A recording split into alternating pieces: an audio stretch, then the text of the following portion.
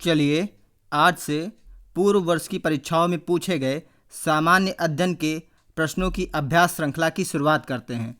पहला क्वेश्चन है सिंधु सभ्यता में मिलान करना है। इसमें सूची 1 का सूची 2 से। तो हड़प्पा सभ्यता की खोज की थी दयाराम साहनी ने, हस्तिनापुर की खोज की थी बीबी लाल ने, तक्षशिला की खोज की थी जॉन मार्शल ने, कौशाम्बी की खोज की थी एनजी मजूमदार।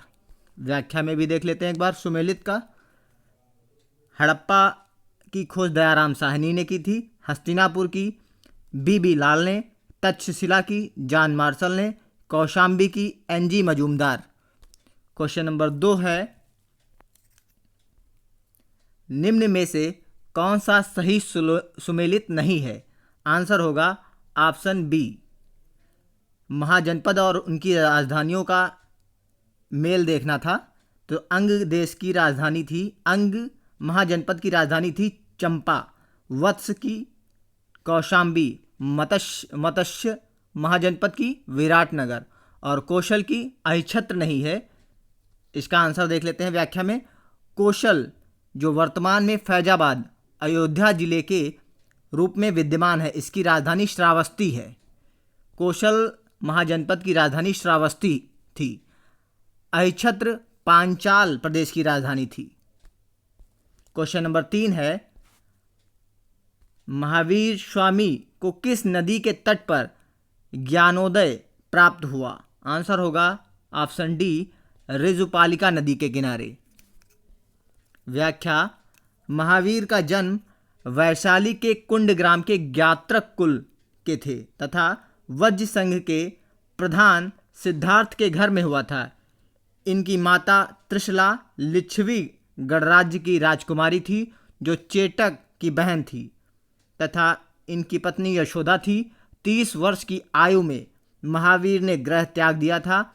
12 वर्ष तक कठोर तपस्या तथा साधना के बाद 42 वर्ष की आयु में महावीर को जम्भिग्राम के निकट ऋजुपालिका नदी के तट पर साल वृक्ष के नीचे कैवल्य यानी सर्वोच्च ज्ञान की प्राप्ति हुई और वह केवलिन कहलाए। क्वेश्चन नंबर 4 सुमेलन से संबंधित है, सूची 1 का सूची 2 से। तो डेमेट्रियस ये थे हिंद यूनानी, रुद्रदामन ये थे शक, गोंडोफर्नीज पल्लव, विम कुषाण। व्याख्या में डेमेट्रियस हिंद यूनानी शासक रहा है। रुद्रदामन प्रसिद्ध शक शासक था। पश्चिमोत्तर भारत में विकसित पल्लव वंश का विख्यात शासक गोंडोफर्नीस था और विम कटफिसेस कुषाण वंश से संबंधित शासक था। क्वेश्चन नंबर 5 कथन है ए सातवाहन काल में संस्कृत के साथ प्राकृत व अन्य लोक भाषाओं का विकास हुआ। कारण आर सातवाहन राजाओं ने साहित्य रचना के लिए संस्कृत तथा अन्य लोक भाषाओं को अपनाया। आंसर होगा इसमें ऑप्शन ए और आर दोनों सही हैं। ए का सही स्पष्टीकरण आर है। व्याख्या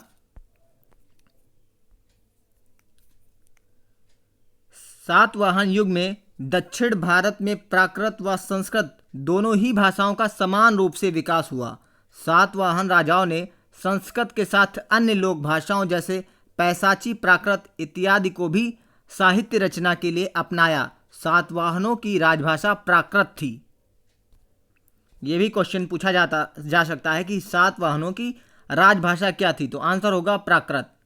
क्वेश्चन नंबर 6 है गुप्त स्वर्ण मुद्रा को कहा जाता था। आंसर होगा ऑप्शन बी, दीनार। व्याख्या गुप्त शासकों का युग सिक्कों के इतिहास में स्वर्ण युग कहलाता है। इस युग में बड़ी संख्या में सोने के सिक्कों का प्रचलन हुआ। इसके साथ ही इस युग के सिक्के कलात्मक सौंदर्य और विविधता की दृष्टि से भी बेजोड़ कहे जाते हैं। गुप्त शासकों की स्वर्ण मुद्रा को दीनार, चांदी के सिक्के रूपक कहलाते थे। चांदी के सिक्के जारी करने वाला प्रथम गुप्त शासक चंद्रगुप्त विक्रमादित्य था। क्वेश्चन नंबर 7, सूची 1 का सूची 2 से मिलान करना है। चंदवाड़ का युद्ध हुआ था 1194 में, तैमूर का आक्रमण 1398 में, तालीकोटा का युद्ध 1565, घाघरा का युद्ध 1529। व्याख्या, चंद्रवाड़ का युद्ध 1194 में कन्नौज के नरेश जयचंद तथा मोहम्मद गोरी के मध्य हुआ। 1398 में तैमूर ने उत्तर भारत पर आक्रमण किया। तब तुगलक साम्राज्य पतनोन्मुख था और नसीरुद्दीन मोहम्मद शाह तुगलक शासक के रूप में सत्ता के केंद्र में था। तालीकोटा का युद्ध 1565 में दक्षिण के सुल्तानों के संघ तथा विजयनगर साम्राज्य के मध्य हुआ। घाघरा का युद्ध 1529 में घाघरा नदी के तट पर बाबर तथा अफगानों के मध्य हुआ। क्वेश्चन नंबर 8, सूची 1 का सूची 2 से मिलान है। वल्लभाचार्य पुष्टि मार्ग, रामानुज विशिष्टाद्वैत, माधवाचार्य द्वैतवाद, शंकर अद्वैतवाद। फिर से देख लेते हैं रिवीजन के लिए। वल्लभाचार्य पुष्टि मार्ग, रामानुज विशिष्टाद्वैत, माधवाचार्य द्वैतवाद, शंकर अद्वैतवाद। क्वेश्चन नंबर 9, बाबरनामा का अंग्रेजी में अनुवाद किसने किया? आंसर होगा ऑप्शन ए, लेडेन और रस्किन। व्याख्या, बाबरनामा मुगल बादशाह बाबर की आत्मकथा है, तुर्की भाषा में लिखी गई। बाबरनामा नाम से जानी जाने वाली पुस्तक का मूल शीर्षक तुजुक ए बाबरी है। 1810 में लेडेन और रस्किन ने बाबरनामा का अंग्रेजी में अनुवाद किया। उनकी मृत्यु के बाद विलियम रस्किन ने अनुवाद को पूरा किया। क्वेश्चन नंबर 10, निम्न में से कौन मुगल काल में राजा बनाने वाले थे? आंसर होगा ऑप्शन ए, हुसैन अली और अब्दुल्ला। व्याख्या, सैयद बंधु हुसैन अली और उसका भाई अब्दुल्ला भारतीय इतिहास में राजा बनाने वाले के नाम से प्रसिद्ध हैं, किंग मेकर के नाम से।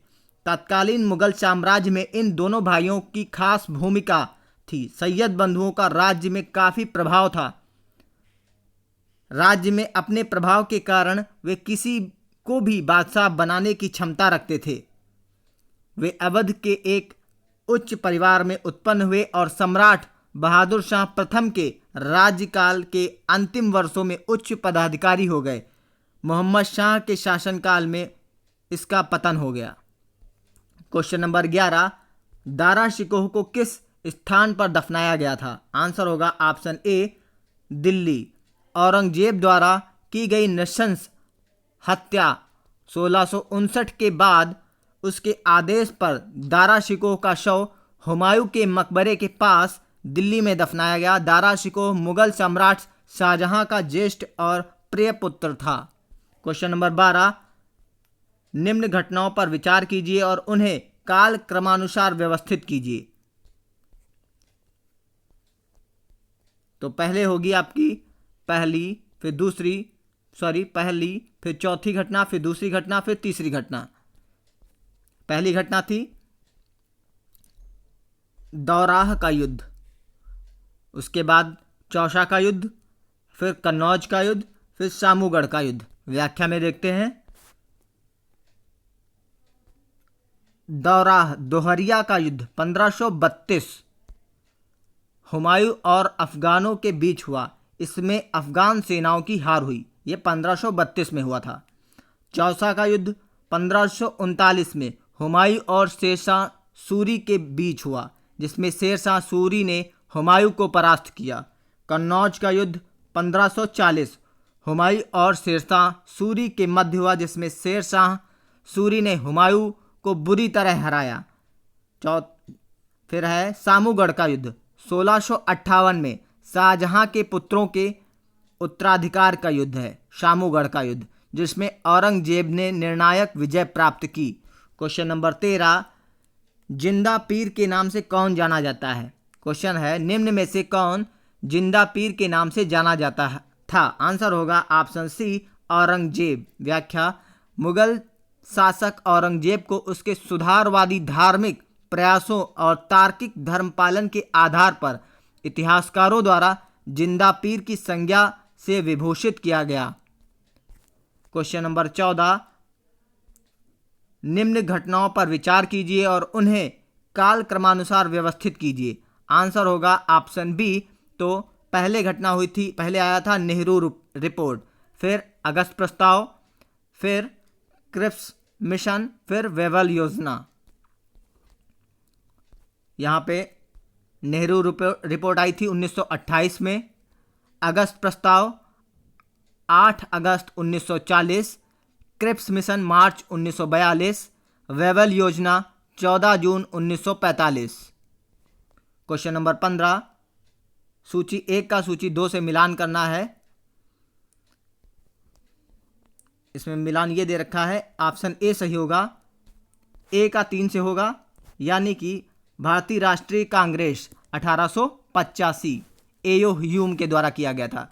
भारतीय जनसंघ ये हुआ था 1951 में श्यामा प्रसाद मुखर्जी द्वारा। फिर आया आपका सी, भारतीय साम्यवादी दल, ये आया आपका चौथा 1925 में। और फिर AIADMK 1972 में। यहाँ पे व्याख्या में देख लेते हैं, भारतीय राष्ट्रीय कांग्रेस 1885, भारतीय जनसंघ 1951, भारतीय साम्यवादी दल 1925, AIADMK 1972।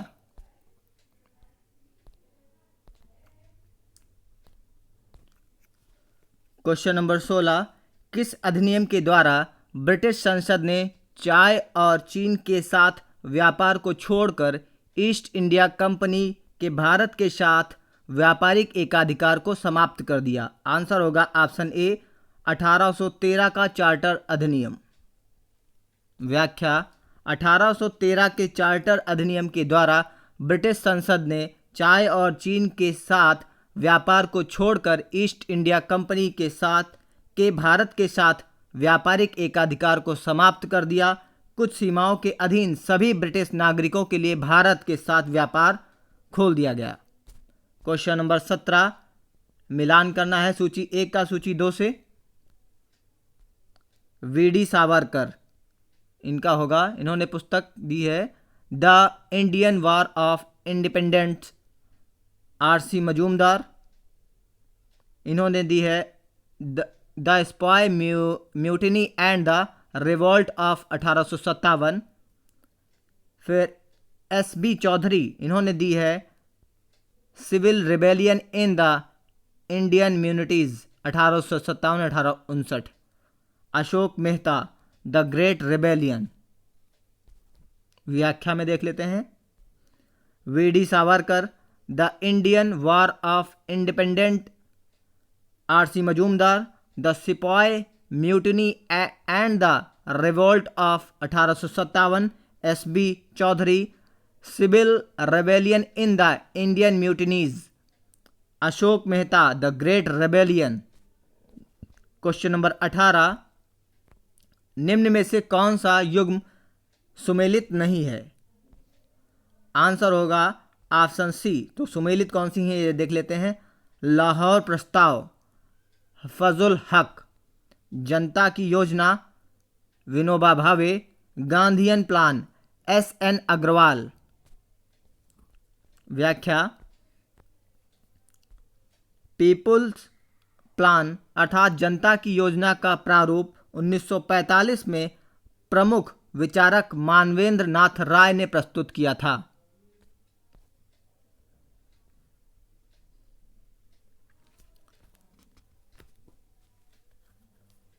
ये आपका ऑप्शन सी सुमेलित नहीं है, तो इसका आंसर होगा जनता की योजना, पीपुल्स प्लान, जनता की योजना का प्रारूप 1945 में प्रमुख विचारक मानवेंद्र नाथ राय ने प्रस्तुत किया था। जबकि विनोबा भावे सत्याग्रह तथा भूदान आंदोलन से संबंधित हैं।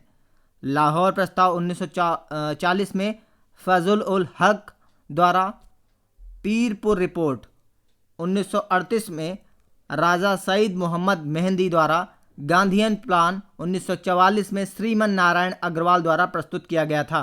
क्वेश्चन नंबर 19, कथन ए, ब्रिटिश सरकार ने अगस्त 1932 में सांप्रदायिक पुरस्कार की घोषणा की। कारण आर, इसके तहत प्रत्येक अल्पसंख्यक समुदाय के लिए विधानमंडलों में कुछ सीटें सुरक्षित की गईं, जिसके लिए सदस्यों का चुनाव पृथक निर्वाचन मंडलों से होता था। आंसर होगा ऑप्शन बी, ए और आर दोनों सही हैं, किंतु ए का सही स्पष्टीकरण आर नहीं है।